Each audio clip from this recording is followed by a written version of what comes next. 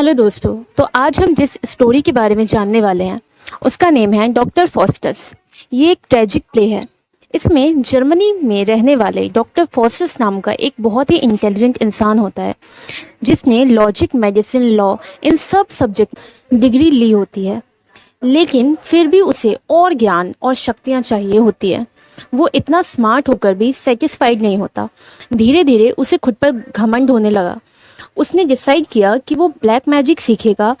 जब वो इस बारे में सोच रहा होता है उस टाइम उसके सामने गुड एंजल और एविल एंजल आते हैं।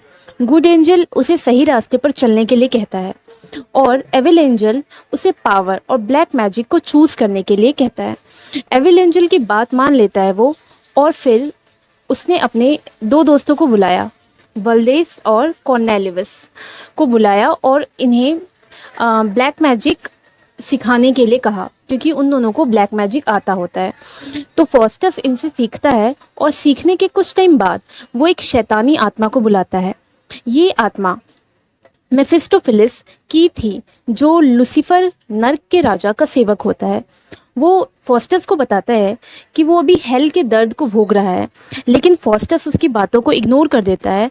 वो मेफिस्टोफिलिस के साथ अपने खून से एक कॉन्ट्रैक्ट लिखता है जिसके अकॉर्डिंग 24 साल तक मेफिस्टोफिलिस उसकी हर बात, हर विश पूरी करेगा, और बदले में 24 साल बाद उसकी आत्मा लूसीफर की हो जाएगी।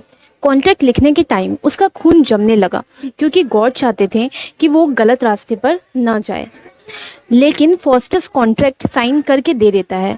फिर उसे गिल्ट होने लगता है, लेकिन उसे भटकाने के लिए सेवन सेंस को बुलाते हैं, और उसे देखकर डॉक्टर फिर से सब भूल कर टाइम के साथ लाइफ एंजॉय करने लगता है। वो पूरी दुनिया घूमने लगा। कभी वो गायब हो जाता, कभी मैजिक से लोगों को परेशान करता, कभी कॉमिक के कैरेक्टर्स को वापस ले आता। सब करने लगा, और जब वो ये सब कर रहा था उससे टाइम के साथ धीरे धीरे वो बहुत फेमस होने लगा। फिर धीरे धीरे उसे फील होने लगा कि अब 24 साल ख़त्म होने वाले हैं। तब उसे एक बूढ़ा इंसान उसके पास आता है और उसे कहता है कि तुम ईश्वर से माफ़ी मांग लो। और फिर वो मांगने ही वाला होता है कि फिर मेफिस्टोफिलिस उसके सामने दुनिया की सबसे सुंदर लेडी हेलेन की आत्मा को लेकर आता है, और फिर वो वापस भूल जाता है सब कुछ और फिर से लाइफ एंजॉय करने लगता है। अंत में जब 24 साल ख़त्म होने की आखिरी रात आती है, फॉस्टस कुछ लोगों को बुलाकर उन्हें सब सच बता देता है। फिर जैसे जैसे रात के 12 बजने लगते हैं उसका डर बढ़ता जाता है और वो ईश्वर से माफ़ी मांगने लगता है।